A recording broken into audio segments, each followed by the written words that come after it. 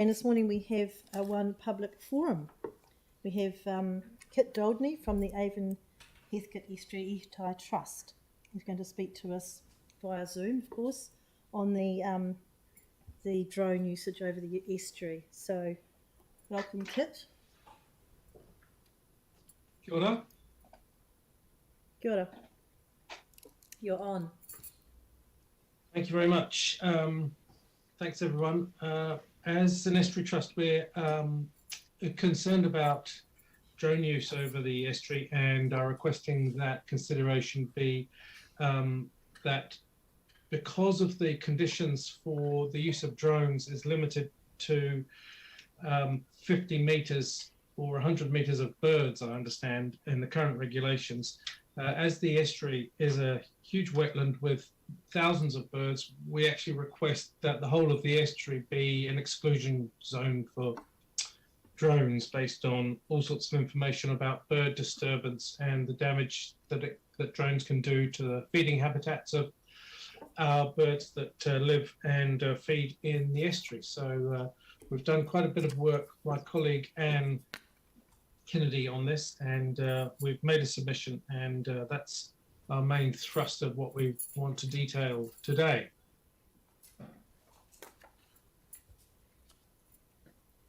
Are there any questions? Right, well, it's at the end of your presentation. Yeah, it's just we request that drones be excluded from the whole of the estuary. So we're not the authority that controls that. I mean, we can control where they're launched from, apparently. Have you also presented to Environment Canterbury, Regional Council? Yeah. Yep, you have. And apparently the Ministry of Transport is undergoing policy changes now, and they'll have the second stage of that out for consultation next year. Are you aware of that? I think Anne's on top of that, yes. Yeah. Can I get Libby to perhaps come to the table and talk to that for a second? And you've got a question? Mike. Thank you. Just wondering what Environment Canterbury said to you when you presented to them. Oh, good question. I'll have to refer to Anne Kennedy for that, Councillor. I'm not entirely sure, but I think they'd generally be supportive of our concerns. What they, I'm guessing that, but I'd have to get back to Anne about their actual response. Okay, so if you could actually just let us know, Kit, by email, that would be great, what that response was. Yep. And sure. I'm just wondering if we were to submit in stage 2 to request that the estuary become an exclusion zone, would we have to consult prior to doing that? It would be separate because the second phase of the Ministry of Transport's consultation will be the drone rules, and so that would be part of the civil aviation rules, and a lot of that's to do with safety, and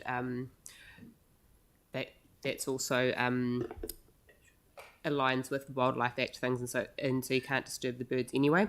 So the way that we have managed the estuary so far, it is a permission required area, just like the ones listed in the policy at the moment. Yeah. And so every time a request comes into council, it's sent to the park asset managers from that area, and also Andrew Crossland looks at these requests as well, just because of the concerns with wildlife, and the time that the requests that do come in are generally declined, where it could be anticipated that bird roosting sites around the shoreline and on the sandbanks could be disturbed.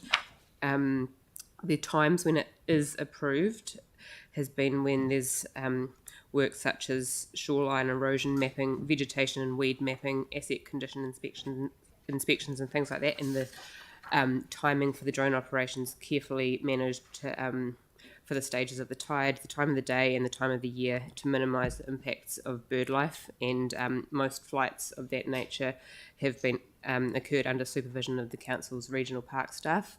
So where drone operations have been permitted, it's been managed quite carefully by the park staff. And what's the reason most people give for wanting to launch a drone? Is it to take photos or? It depends. I'm not sure exactly about the ones that come in for the estuary, but it does sound like from what the park staff said that they are for surveying purposes, and so there will be pictures and things involved around that. Can I just add something? Yeah, so Kit, yeah. just wanted to say that that's, yes, we're totally behind that kind of mapping, and general organisations are very good at asking permission to fly their drones. But what we're talking about is anecdotal evidence from our members and our community that people are flying drones without asking. So we need to be able to sort of flag these events. Yeah, and that's the hard one, because it's a very hard one to enforce. Yeah, there is one, if people are seeing drones that are being operated and flown around areas where they shouldn't be, or where they're causing disturbance to the wildlife, that's also breaching potentially the Wildlife Act and other legislation like that. And so that is something that the police could be contacted, or Civil Aviation Authority, and the Civil Aviation Authority is the regulator of the drones rules. And so if someone is operating a drone without landowner permission, in this instance either the council or Environment Canterbury, then they're breaching the Civil Aviation rules as well. So if the Civil Aviation Authority gets more evidence that people are operating in these areas, they might be more inclined to have people out there issuing infringements, because they have the authority to do that, whereas the council does not. Right, so it's a tricky one. It is, yeah. But thanks, Kit, your 5 minutes is up, but thanks for raising our awareness on this, and I think that we will... It has been noted for the next time that the policy is reviewed once the new drone rules come in, so we'll be looking at all of these things in the next 18 months or so. Okay, that'd be great. And so will you keep this committee informed on the progress of that? Yes. That'd be great. Thank you, Kit. Thanks so much, everyone, for listening, and thanks for your good work. Thank you. Bye. Have a nice day. Cheers. Okay. Right. So there's no deputations today, no petitions, so that takes us to item